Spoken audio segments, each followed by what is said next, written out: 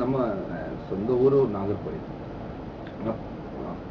படித்து வளர்ந்தது எல்லாமே மெட்ராஸ். ஸோ நான் சென்ட் பீன்ஸில் படித்தேன், அப்புறம் ராயல் காலேஜில் படித்தேன். ஆரம்பத்துலேருந்தே அம்மாவோட அப்பா is law criminology professor, Madras யூனிவர்சிட்டியில் criminology. So law and law related matters எப்போவுமே ஒரு வீட்டில் ஒரு டிஸ்கஷன் மாதிரியாக இருக்கும் எப்போவுமே. ஸோ ஒரு விஷயம் what I really felt was, அப்பா always insisted about integrity and rectitude.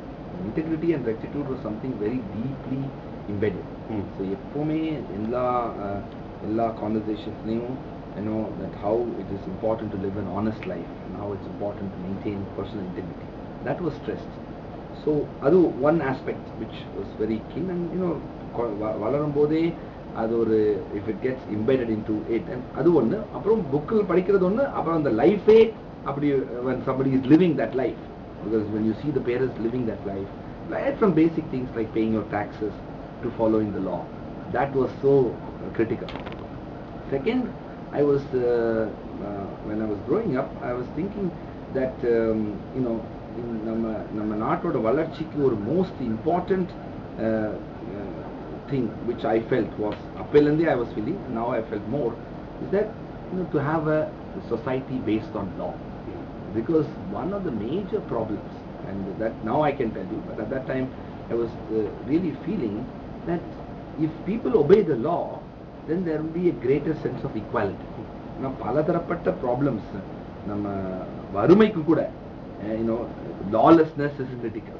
So if you want to have a நம்ம ஜனநாயக ஆட்சி நம்ம நாட்டில் நல்லா இருக்கணும்னா, law and law related aspects நம்ம citizens should respect. So this was my primary motivation to enter into law. That ஒரு law படிக்கிறதுனால ஒரு law based society develop பண்றதுக்கு ஒரு contribution. ஜட்ஜ் ஆகுங்கிறது எனக்கு எப்பவுமே ஒரு விருப்பம் இல்லை. Mainly I was interested in using law to change society. That was the objective. If you look at வளர்ச்சி அடைந்த நாடுகள்லாம் பார்த்தீங்கன்னா, America, England, Europe, Australia, many other developed countries, இந்த நாடுகளோட வளர்ச்சி ஒரு most important component, people think it's economic development. It is not economic development. It is about establishing a rule of law society. பெரிய mistake என்ன பண்றாங்கன்னா பல societies, that economic development, if it happens, everything will be okay. It's not. In fact, இன்னைக்குள்ள China has facing a lot of difficulties because it is for a long time it was focusing on economic development. இப்போ China is also trying to understand that economic development மட்டும் பத்தாது.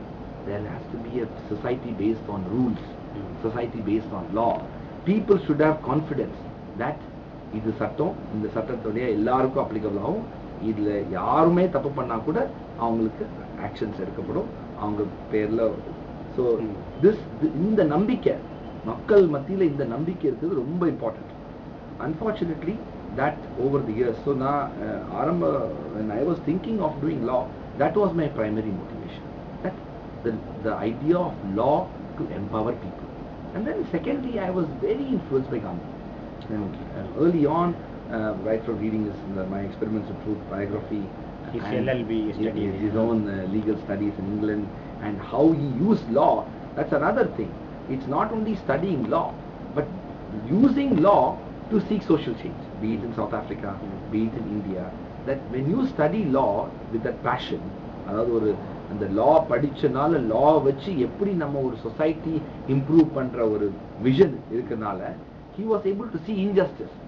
See, injustice எல்லாருக்கும் தெரியும், லாயருக்கு மட்டும் injustice தெரியும்.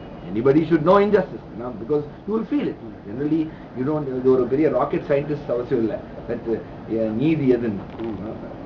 So, but then law படிச்ச advantage அவருக்கு என்ன இருந்ததுன்னா, இந்த injustice remove பண்றதுக்கு உள்ள legal methods என்னென்ன இருக்கு, அதை he used in both South Africa and of course in India. And then Indian freedom movement, if you look at the key people, they are all lawyers. Motilal Nehru was a lawyer, Jawaharlal Nehru was a lawyer, Lal ivar nama Ambedkar is a lawyer, Rajendra Prasad is a lawyer, Jinnah is a lawyer. So if you look at the top, the key people in India's freedom movement, they were all lawyers. And so I felt very inspired that law and legal profession we can seek social change, and that was the main motivation. And of course, over the years, so that is my early. So these are two. Appa lawyer, but Appa is not a practicing lawyer. He went after law, படிச்சிட்டு Appa went to criminology. Okay. And studied. அவரு முடிச்சு ஆமா, he did LLB, LLM, Okay. MA criminology, MPhil, PhD, எல்லாம் criminology. Okay. So he was a professor at the Madras University. So உங்களுடைய role model அப்படின்னு நீங்க சொன்னீங்கன்னா you want Early years. early years. Early years, definitely my father and mother. Okay. My father for his professional development, my mother for her personality. She's extremely patient and tolerant. Okay. So she's a doctor. She was chief medical officer in government of Tamil Nadu. Okay. Madras Egmore hospital. She was there for almost over 20 years. And then she became chief medical officer and took voluntary retirement. She's of course a very busy professional, but what I learned from her is that she used to work extremely hard. She was managing both வீட்டையும் and office and hospital, and she was having private practice as well. So almost she used to get up almost at 4 a.m. every morning and get everything sorted out and school போற வரைக்கும், and then go to hospital, spend the whole day there, then come back and again take care of many responsibilities. So Appa was also very busy.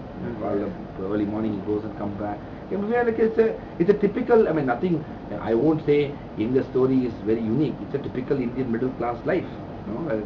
Both husband and wife are working very hard with lots of I remember very well Madras we had Appa had a scooter. Okay. And scooter I used to sit in the middle, and my brother used to stand in the front, and my mother used to sit at the back, and this is how we started life. Of course, now with the Ratan Tata courtesy, people have this nano has come and is going to change that life. In fact, on the story, I hope you know that Ratan Tata, Bombay, he was traveling in his car, and on a rainy day, he saw a family in the same situation. Okay. In the scooter, just a few years back, just 2-3 years back, and he was seeing them, and he said, I want to make a car which this family can afford. And that is why he went to Pune. Next morning he went to Pune and told, this because it's raining. You can't do anything. You can't have a rain. Yeah. So, and Bombay is like rains a lot and rains really bad. And so that is the story of Nano. Up there was no Nano and all. Later, of course, he bought one. But what I'm trying to say is that the motivation. So there are several values which I imbibe. First was honesty and integrity. Second was hard work and perseverance. My parents parting, their life is also like any other middle class family life in India. And that's why I said ours is not so unique. So many people working hard, which is that Nagarkoil, they came to Madras and they studied. There was no godfather, there was no big supporter. Everything they had to do themselves. So it's like you see that life and you imbibe so many things out of it, and that was our experience. So we worked. We were never poor. I won't consider, but we were middle class, struggling and to ensure that we do well. So the only thing Appa always said that we don't have a bank balance. The only thing we can give you is education, and that is what they gave.